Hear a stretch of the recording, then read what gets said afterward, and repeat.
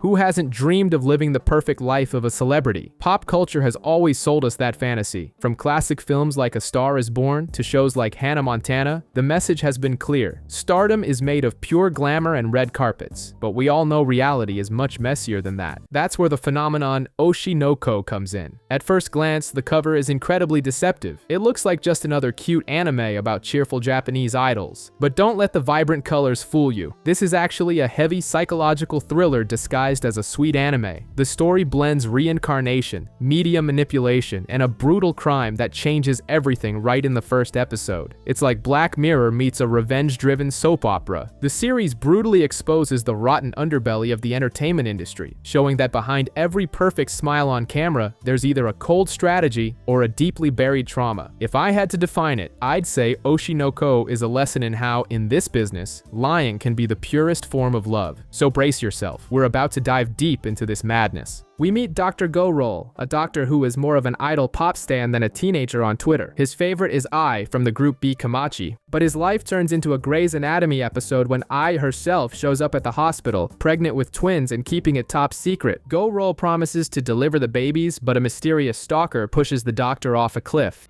Where'd he go?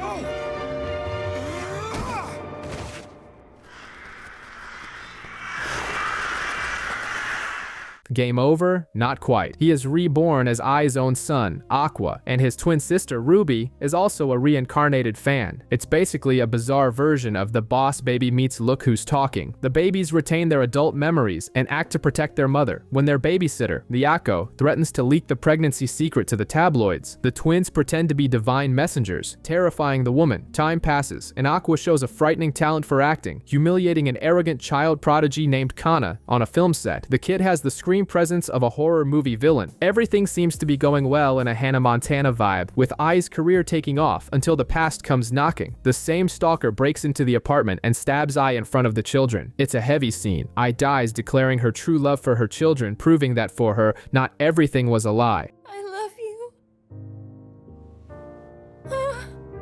I finally said it. I'm sorry.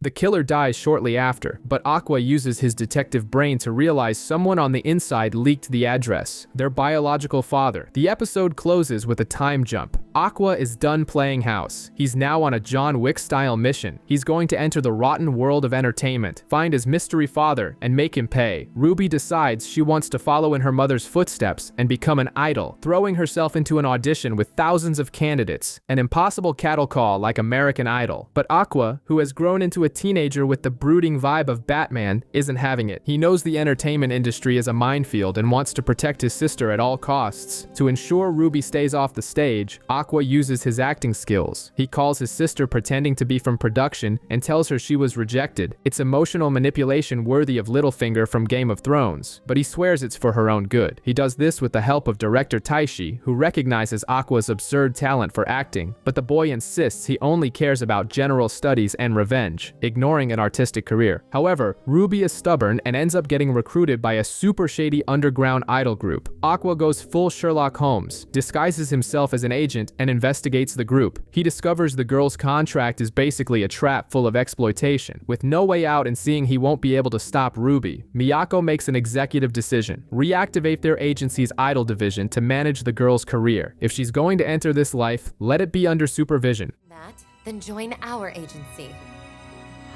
Strawberry Productions will be putting together a new idol group for the first time in over a decade. The episode moves to high school interviews, where an iconic reunion takes place. They run into Kana, the child actress Aqua humiliated back in the day. She is shocked to discover the prodigy kid enrolled in the regular curriculum instead of performing arts. For Kana, seeing Aqua quit acting is like seeing LeBron James decide to become an accountant, a waste of talent she just can't accept. Kana, who clearly doesn't understand the concept of personal space, decides to follow Aqua to director Gotanda's house. Dinner turns into practically a job interview, with the girl begging him to participate in a teen drama called I'll Go With Sweet Today. Aqua maintains his I'm retired stance until she drops the name of the project's producer, Kaburagi. Here we discover that Aqua has spent the last 4 years trying to unlock one of his late mother's old cell phones with Mr. Robot levels of hacking dedication. And guess what? This Kaburagi guy was in Ai's contact list. The boy sniffs out a hot lead on his biological father and immediately accepts the role of the stalker villain. Ruby is all proud thinking her brother is going to honor their mother's legacy, but when the episode airs, it's a complete disaster. The acting is so bad it makes low-budget soaps look like HBO productions. Kana explains later that the show is actually a commercial showcase for good-looking models with zero talent, focusing only on visuals. The male lead, Melt, is arrogant and acts worse than a plank of wood. The real drama is that Kana, who has talent to spare, is being forced to act poorly on purpose so she doesn't outshine the amateurs and to keep the scene balanced. She is swallowing her pride to try and save the production and recover her career. On the day of the shoot, Aqua goes Mission Impossible mode and manages to swipe some cigarette butts from producer Kaburagi for a DNA test. He had already gotten what he wanted and could have phoned it in, but he overhears the producer saying he's just using Kana and doesn't care about her talent. His blood boils, and Aqua decides getting the DNA isn't enough. He's going to step into the scene and deliver an insane performance, even if he didn't have to. Aqua analyzes the film set as if he were Spielberg preparing a movie climax, planning every detail. Kana is desperate to save the drama's reputation and recreate an iconic scene from the manga, but this Melt guy has the emotional depth of a cardboard cutout. That's when our protagonist enters director mode. He uses the dark setting to the camera's advantage and starts provoking Melt for real, insulting the guy until he snaps. The plan works like a charm. Melt gets so pissed off that his aggression turns into convincing acting, and the punch he tries to throw at Aqua ends up looking perfect on screen. With the stage set, Kana shines and delivers the performance of a lifetime. Even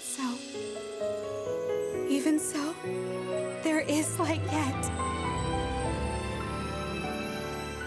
Even making the original author cry at home, relieved the adaptation wasn't a total failure. Backstage, after the adrenaline wears off, Kana realizes she's crushing on Aqua. At the rap party, Aqua corners producer Kaburagi. The DNA test from the cigarette butts came back negative, but the producer drops a bombshell. He covered up Aya's secret meetings with the mysterious man without the agency knowing. The price for this guy's name? Aqua needs to participate in a dating reality show. The boy accepts any deal for revenge. Cut to the first day of school at Yoltal High, which is basically the school from Victorious, but with actual famous people. Ruby feels like an NPC amidst so many celebrities, meeting models like Minami and the superstar Frill Shiranui. Aqua, playing the big brother role, breaks the ice and helps Ruby make friends with the elite. The problem is, Ruby has a crisis about not having a career yet and pressures Miyako to form the idol group ASAP. With no talent options available on the market, Aqua has a brilliant idea. Recruit Kana, the girl he knows is into him. Aqua sends a message to Kana asking to meet up, and the deluded girl thinks she's about to live out a rom-com scene. She gets all dressed up, heart racing, but when she gets there, she runs into Ruby, though the Notebook vibe dies instantly. It's not a date, it's a job interview for the idol group. Kana refuses immediately. After all, trading a serious acting career to be an idol is an absurd risk, like skydiving without knowing if your backpack has a parachute or rocks. But Aqua knows his audience. He activates manipulator mode, gets on his knees, and delivers a speech so dramatic it deserved an Oscar right there. He says he meets her and uses the girl's empathy against her. Please, Kana. I said no! Do this for me. I'm placing my trust in you.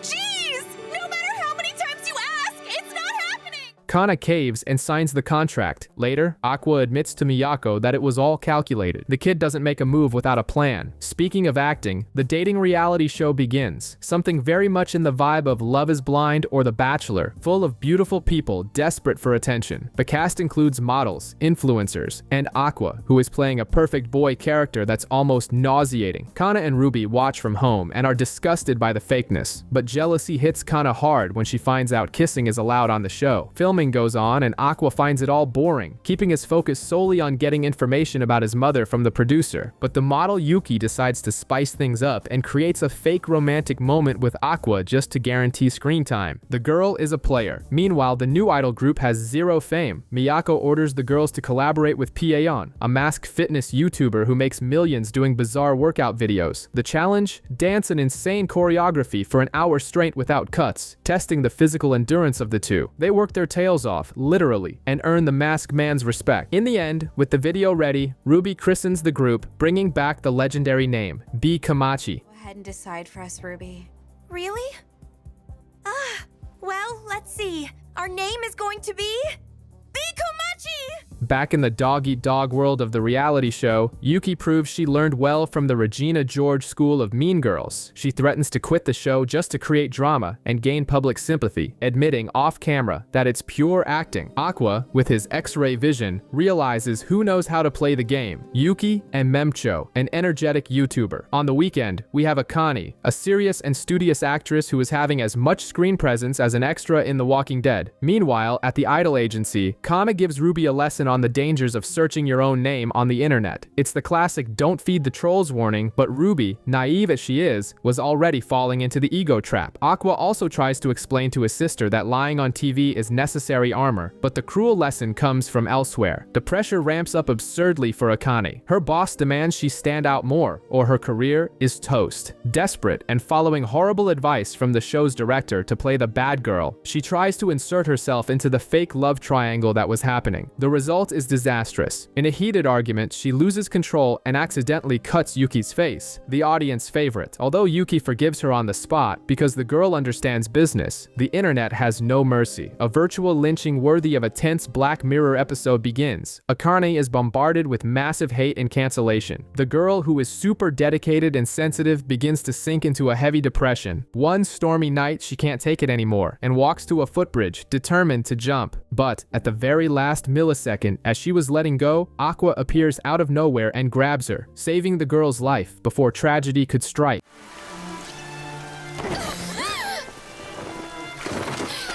Calm down.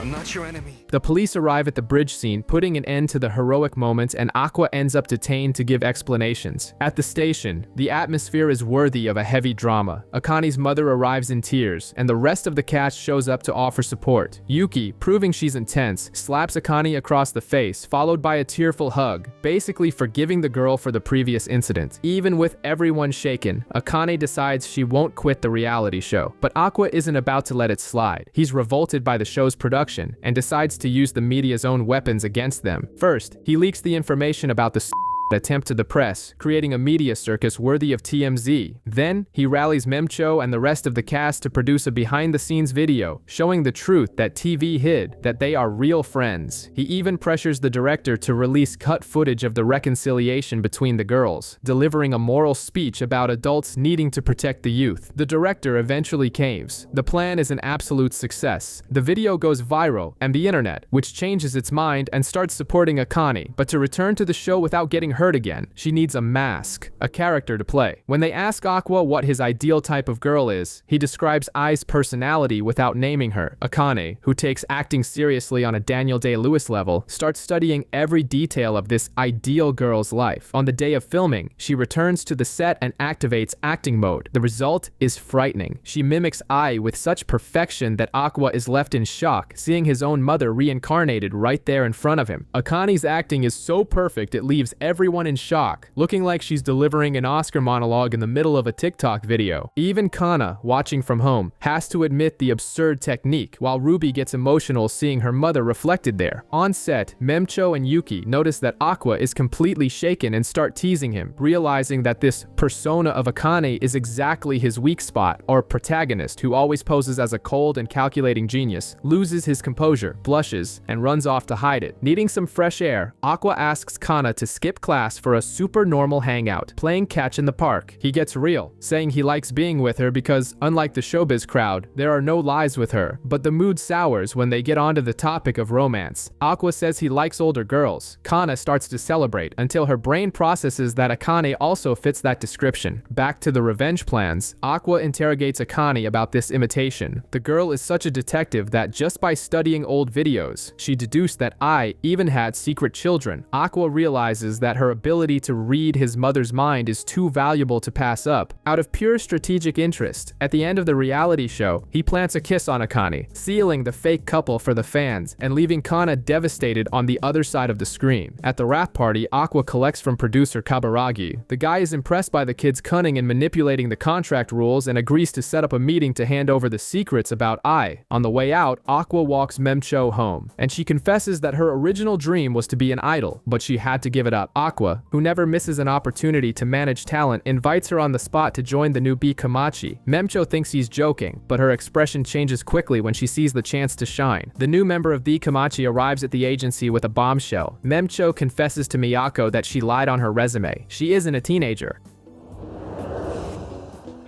You messed it up big time! I'm so sorry, please don't be mad! Your claimed age is 8. She's 25. In the cruel world of idols, that's practically retirement age. Almost as if she were a 30-year-old actor playing a high schooler in Riverdale or Euphoria. She explains she missed her fame window because she had to work early to support her family, in a super sad working-class Cinderella vibe. Fortunately, Ruby and Kana couldn't care less about her birth date and welcome our undercover auntie. But not everything is peachy. Kana continues treating Aqua colder than the winter in Game of Thrones. She is bitten by jealousy over his kiss with Akane on the reality show. Aqua even tries to be cute by bringing her water during practice break, but gets the cold shoulder. Ki, crafty as always, drops a "even I get hurt by this" line and exits the scene, leaving Kana with that heavy guilt of someone who just kicked a puppy. Meanwhile, Detective Aqua collects the gossip promised by producer Kaburagi. The guy drops the truth. His mother, Ai, changed completely after attending a theater workshop by the Lawalai group. Coincidentally, Akane's troupe. It was there that Ai likely fell in love with the mystery father. The puzzle is starting to come together. Back to the group, they receive an invitation to the Japan Idol Festival, the Coachella of Japanese idols. The problem now is deciding who will be the center, the stage leader. Ruby and Memcho go to karaoke to decide via a scream-off, but they accidentally discover that Kana, the famous bell pepper girl, actually sings at an Ariana Grande level, but the redhead is dealing with strong imposter syndrome and refuses to accept the spotlight, thinking nobody cares about her. Ruby and Memcho try to convince Kana to take the position of center of the group. The redhead plays hard to get, denying it to the death, but she only needs to hear the other two singing to realize that if she doesn't take the main mic, the group is going to be more embarrassing than a tone-deaf American Idol contestant. She caves, agreeing to carry the team on her back. To prepare the girls for the festival, Miyako brings Pieon back. A training montage begins Rocky Balboa style, but with cute choreography instead of punching raw meat. During a rest moment, Kana vents to the buff chicken about her insecurities and, believe it or not, sparks start to fly. She is almost falling for the masked man's muscles. The plot twist? Pieon is actually Aqua in disguise. He assumed the personal trainer identity because he knows Kana wouldn't listen to a word he said while she was still mad about the reality show kiss. The guy is pulling a true Mistress Doubtfire just to ensure the group takes off. The problem is, on the eve of the show, Kana finds the mask lying on the floor and discovers the charade. The shock of having poured her heart out to the guy she was trying to ignore is so great she spends the night awake, fuming. The day of the Japan Idol Festival arrives. The dressing room looks like the New York subway at rush hour, packed with underground idols fighting for a mirror. Kana spirals into anxiety, remembering her traumas as a former child actress. With that classic fear of Disney child stars who think the world has forgotten them, she is paralyzed by the fear of failure. But Ruby, with her unwavering energy, gets real. They are newbies, and newbies are allowed to fail. This speech lifts a giant weight off Kana's shoulders, and she finally accepts the challenge and steps onto the stage, ready for the show. Bikamachi's show begins and the stage is on fire. Ruby shines so bright she looks like the reincarnation of Ai, which technically is true, and Memcho has a legion of followers screaming for her. Meanwhile, Kana is there in the corner, feeling that imposter syndrome hitting hard, thinking nobody cares about her, sad like Keanu Reeves in that park bench meme. She just wanted a sign of approval, but then Aqua enters super fanboy mode. He whips out light sticks in the middle of the crowd, lights up the white one dedicated to Kana, and busts out a frantic choreographed dance to support all of them. Seeing this, Kana's competitive spirit wakes up instantly. All your glow sticks white.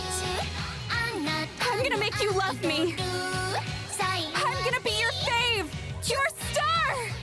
She decides she's not only going to outperform the other two as idols, but she's also going to have Aqua and the entire audience eating out of the palm of her hand. The show ends up being an absolute success. In the van heading home, Kana discovers that Aqua's relationship with Akane is purely a showmance, pure marketing for work. Her mood shift is instantaneous. She drops the coldness and goes back to treating Aqua normally. Memcho, who is no fool, has already realized a love triangle worthy of the Vampire Diaries is forming, and is torn about which team to root for. The next day, Kana doesn't miss the chance to roast Aqua for dressing up as a giant chicken, and Ruby notes that this interaction is bringing her brother's old personality back. Meanwhile, behind the scenes of the industry, producer Kaburagi is assembling the cast for a stage adaptation of the manga Tokyo Blade and needs young actors. This leads to a business meeting between Aqua and Akane, who were cast in the play as a couple. But guess who shows up by surprise? Kana. She reveals she is also in the cast, specifically as the romantic rival to Aqua's character. The tension between Kana and Akane is palpable, like Taylor Swift and Katy Perry in the Bad Blood era. The two declare war, promising not to lose to one another. While the cast prepares for this new phase, Ruby visits her mother's grave, and Aqua renews his dark vow of revenge, closing the cycle with the promise of much more drama ahead. Rehearsals for the stage play Tokyo Blade begin, and the vibe is a Broadway superproduction, only with swords and colorful wigs. In the cast, the dynamic is interesting. Aqua and Akane have been cast as the villains, while Kana is on the heroes team. But the person who kicks the door down upon arrival is Taiki. When Taiki and Kana run lines together, the chemistry is so intense, it looks like we're watching two veteran Oscar winners in action. Kana, who specializes in adapting, raises the bar instantly. No grumbling if you end up dead! Right back at ya! Yeah! Leaving Akane completely shocked and insecure about the redhead's monstrous talent. Akane notices Aqua fixated on Kana's acting, and a basic jealousy crisis ensues, questioning why he's paying so much attention to her. Aqua, with his usual brutal honesty, explains that Kana is a genius precisely because she molds herself to her scene partner. He takes the opportunity to admit that he himself isn't a natural acting genius, and knows he loses badly to them in raw talent, keeping his focus on the revenge mission. However, not everything flows smoothly. Akane is stuck because the play's script butchered her character's story, turning a complex drama into something shallow, prioritizing action scenes like a summer blockbuster where the plot is optional. Aqua tries to intervene by calling the writer, but the director blocks any deep changes. Chaos truly sets in when the original manga authors visit the set. The creator of Tokyo Blade watches the rehearsal, praises the actors, but drops a nuclear bomb. She wants to trash the script and rewrite everything from scratch. Every producer's nightmare just became reality. We jump back in time a bit to the first day of rehearsals, where we reunite with Melt, that handsome but terrible actor who nearly ruined Kana's previous series. He swears up and down that he's actually learned how to act and is ready to deliver a redemption-worthy performance. Meanwhile, Akane uses her theater background to mentor Aqua, which leaves Kana dying of jealousy and complaining in the corners, shocking Melt with this aggressive personality shift. In the present, the atmosphere has turned completely toxic. The original author, Abiko, isn't interested in talking. She demands the entire script be thrown in the trash and rewritten from scratch. The poor screenwriter Goa tries to apologize but gets humiliated in front of everyone, accused of not even having read the original manga. It's one of those cringe-worthy office moments that makes everyone want to disappear, and the cast starts to quietly slip away. Veteran artist Yoriko realizes the real problem was a classic corporate game of telephone. The author complained, the producers filtered it, and what reached the screenwriter had nothing to do with the original request. Furious at feeling ignored, Abiko decides to pull a dictator showrunner move. She fires Goa from the project and announces she'll write the script herself if they want to keep the rights to the work. Goa, defeated and with his ego shattered, accepts the firing but finds out his name won't even be removed from the credits because the marketing materials are already printed, meaning he'll take the blame for the failure or success of something he didn't even write. With production stalled waiting for the new text, Akane uses the time off for a date. Aqua, charming as a brick wall, says he thinks theater is a cheap and inferior medium. Offended, Akane decides to take him to a real play with cutting-edge technology, like taking someone who hates musicals to see Hamilton just to prove him wrong. Ruby is back to acting like the queen bee, showing off Bikomachi on a magazine cover to her friends, like that popular girl who needs to validate her status 24/7. But the bad vibes hit quickly because she feels excluded from the other actresses' serious work conversations, creating that classic Mean Girls awkwardness where you don't get the inside jokes. At home, she demands shows worthy of Taylor Swift's Eras Tour, but Miyako shuts her down. Without Kana, it's a no-go. And Kana herself arrives with the bombshell news that Tokyo Blade rehearsals are indefinitely paused due to the civil war behind the scenes. Meanwhile, Aqua and Akane are on their date watching a play on a high-tech 360-degree stage. Aqua, who used to trash-talk theater, is left with his jaw on the floor, admitting the immersion makes 4D cinema look like child's play.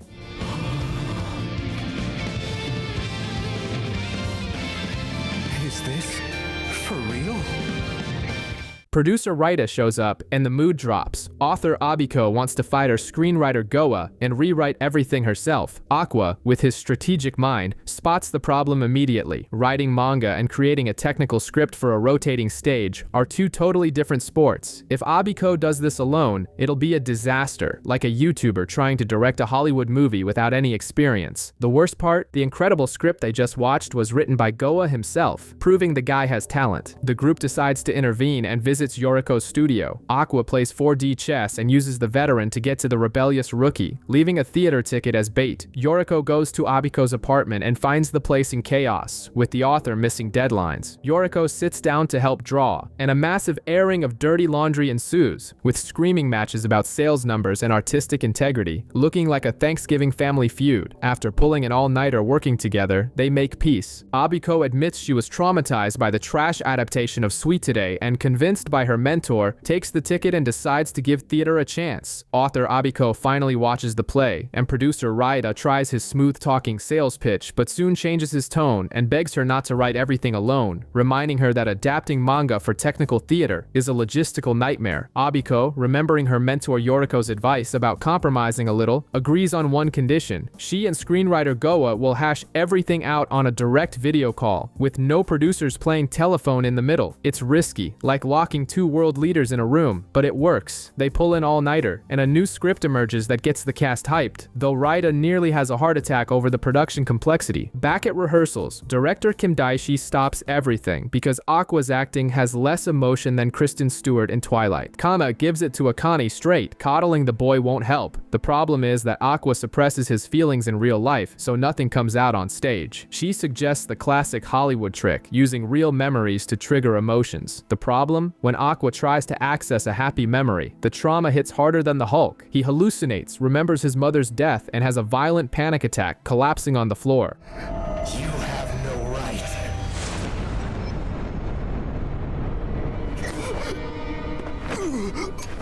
Akane takes control and brings him to director Gotanda's house, the only adult who knows Aqua's dark secrets. While the protagonist sleeps fitfully, murmuring the name I, Akane activates Batman detective mode. She connects the dots no one else ever noticed, the resemblance, the trauma, the last name, and boom, she figures out on her own that Aqua and Ruby are Ai's secret children. Now she knows everything, and instead of running away, she embraces her fake boyfriend, promising to protect him. At the Gotanda residence, Akane has already assumed the role of the devoted wife, cooking and winning the approval of the director's mother, while Aqua remains in his soft goth emo mode, refusing food. After watching the boy's old tapes and realizing his talent comes with a side order of panic attacks, Akane decides to join the team for real. They make a sinister pact. She helps him beat Kana and Taiki on stage, and he lets her help hunt down the person responsible for Ai's death. It's basically a superhero alliance, just with more trauma and fewer capes. Director Gotanda steps in to train Aqua on how to deliver that intense emotional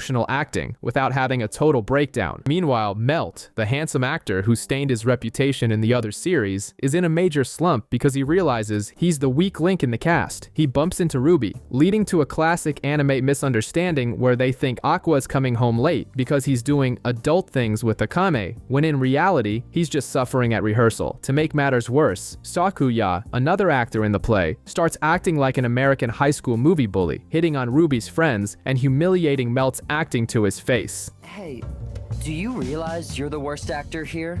Your acting is bringing down the play's quality.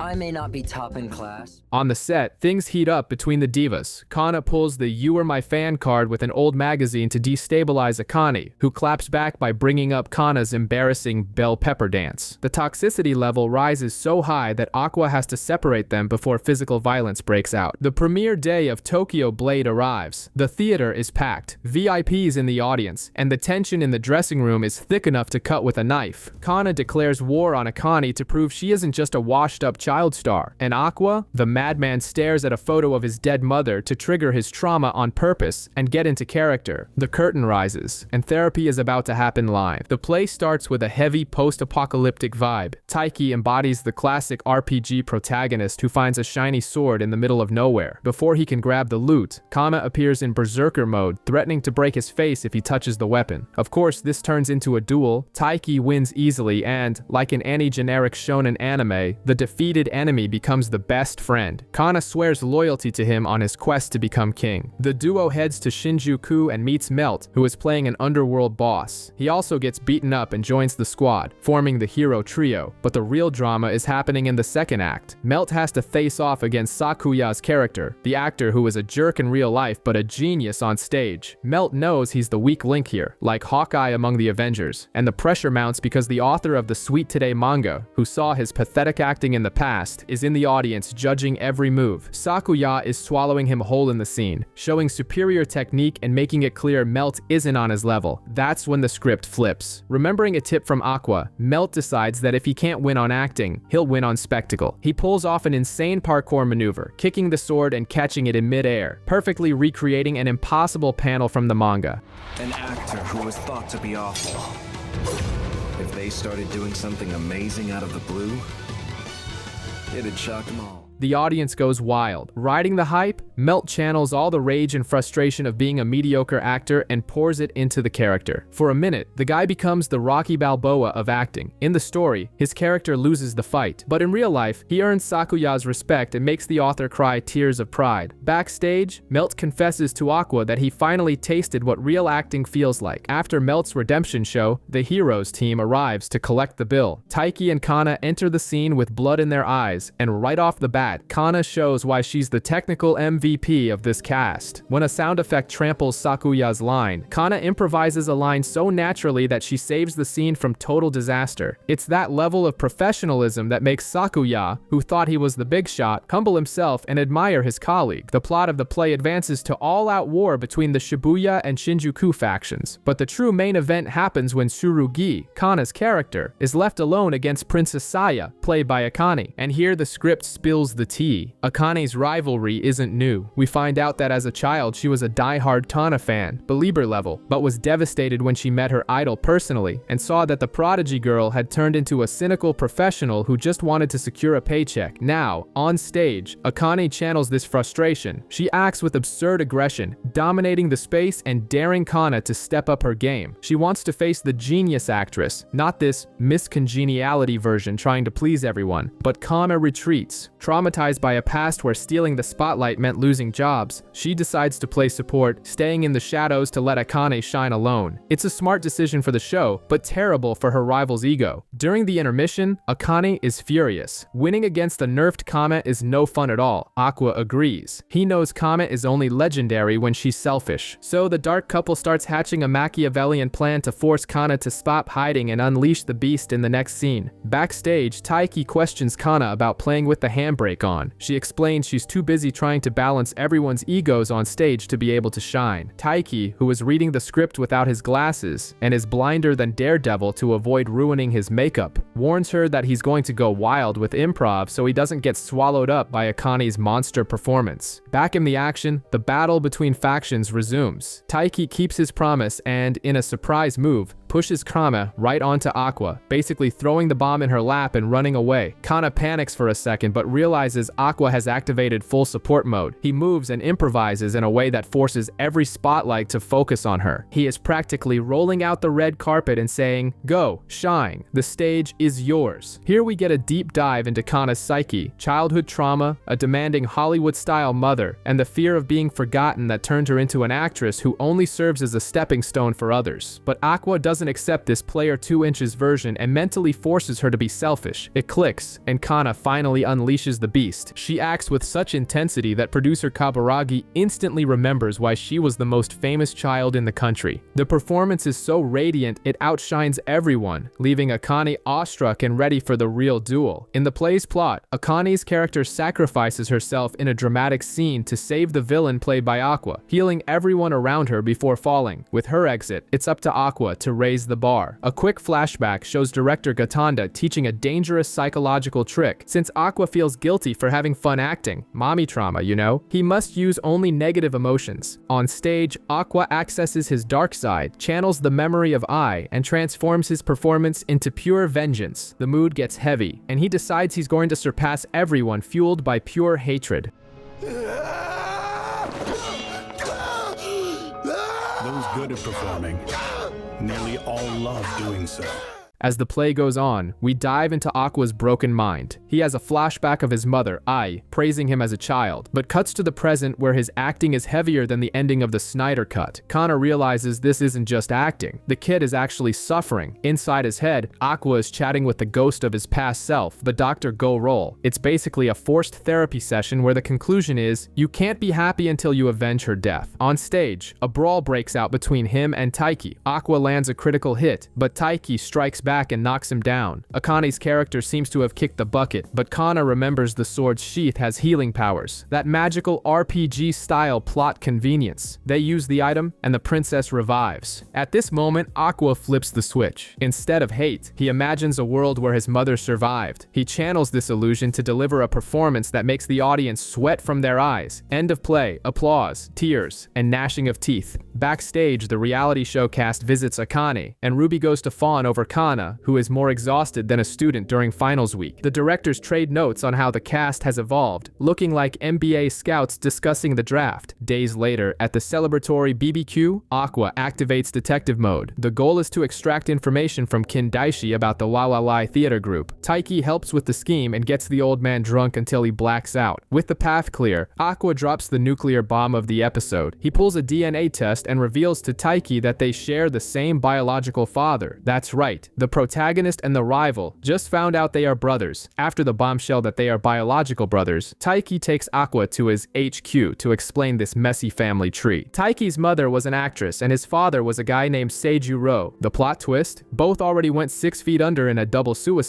Aqua is in shock, looking like he just lifted a 1,000-ton weight off his shoulders. If the target of his revenge is dead, the mission is over. Taiki takes the opportunity to drop some truth. Their father was a womanizer, and Aqua is heading down the same path, stringing along Kana and Akane, looking like an indecisive finalist on The Bachelor. The advice is clear: choose soon, or it's going to end badly. At home, Aqua enters a retired soldier vibe. He tries to process that he can now live a normal life, Disney happy ending style, ignoring the weird way he's dealing with the 2 girls who are worried about him. At the Ichigo office, Memcho is feeling like Mr. Beast with 20k subscribers, but Kana, assuming the role of group accountant, reminds her that this doesn't even pay the bills. The solution? Do room tour videos to write off purchases as tax deductions? Kana becomes the most materialistic person in the world in 2 seconds. Ruby, on the other hand, has a deeper reason for success. She wants to get famous not just for her mom, but to see if Dr. Golroll, her crush from a past life, can find her, throwing up a bat signal to the world. I bet he'd just blurt out something like, "Do whatever you want." I miss him.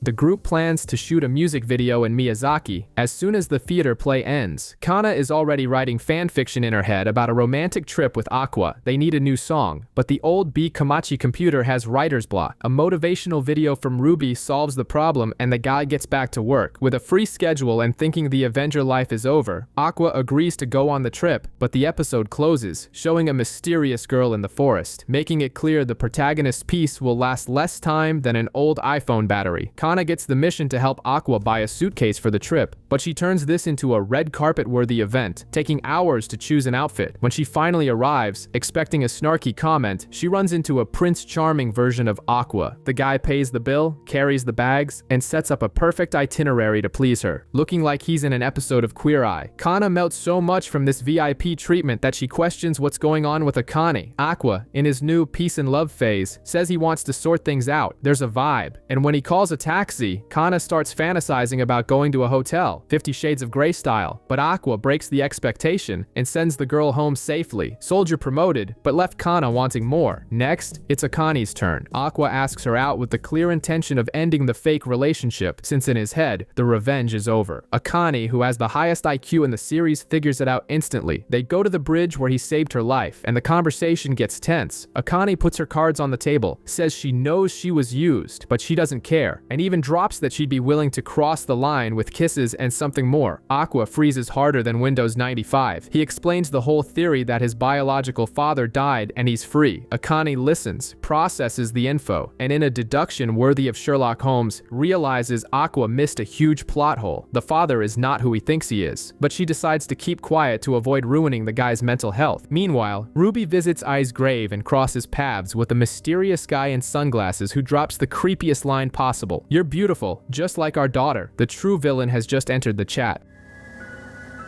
I'd expect no less, since she's our child. With the cast of Mean Girls reunited, the trip to Miyazaki starts off a bit chaotic. Akane shows up as a surprise, leaving Kana biting her lip with jealousy, while Ruby, totally without a filter, is already calling her rival sister-in-law and planning her wedding with her brother. Memcho is just stuck in the middle, not knowing who to root for in this real-life episode of The Bachelor. Arriving in the city, the group splits up. While the three idols go to record, Aqua takes Akane on a totally unromantic tour. The guy decides to visit the hospital where he was born to look for his own body from when he was Dr. Golroll. He tells Akane about the doctor's tragic past and the guilt he carries, but assumes the old body must have disappeared after 15 years. Meanwhile, a mysterious goth girl surrounded by crows watches everything from afar, cursing their fate like a grim narrator. On the filming set, Akane acts like a fashion critic with Kana, but everyone knows she's a closet fan. She takes the chance to give Aqua a reality check. If Kana blows up as an idol, he has to stop the dates and keep his distance, or a scandal could destroy her career in the blink of an eye. Aqua takes this way too seriously, remembering what happened to Ai, but the mood gets truly heavy at the end. A crow steals Ruby's key, starting a chase that ends in a macabre cave behind a shrine. Ruby, who was all happy telling Akane how much she loved the doctor and wanted to reunite with him, stumbles upon a skeleton lying on the ground. She recognizes the keychain on the bones, and her world collapses. The scene resembles the end of Stand By Me, but without the nostalgia. Ruby finally found Dr. Golroll, just in the worst way possible. The vibe is heavy, Netflix true crime documentary level. After finding the doctor's remains, Ruby has to deal with the police, while Aqua faces the sight of his own corpse in a bizarre existentialist vibe. Shortly after, Aqua decides to come clean with Akane. He admits straight up that he manipulated the girl this whole time, using her detective talent like an outsourced Sherlock Holmes just to find the body. But then he gives the speech that the revenge is over and, plot twist, plants a big kiss on Akane, promising to protect her now. Akane cries. The couple becomes official, and Kana, who isn't even in the scene, must have felt a disturbance in the force. The next morning, the goth girl with the crows reappears on the roof and pours gasoline on Ruby's fire. She drops the bomb. There were two suspects at the time of Ai and the doctor's death, the stalker everyone already knows about, and an accomplice who was just a kid back in those foggy days. A switch flips in Ruby's head. During the music video shoot in a freezing river, she channels this rage and delivers a terrifying and magnetic performance, like Natalie Portman in Black Swan. Right there, she swears to find and kill the culprit. A John Wick-style Avenger is born.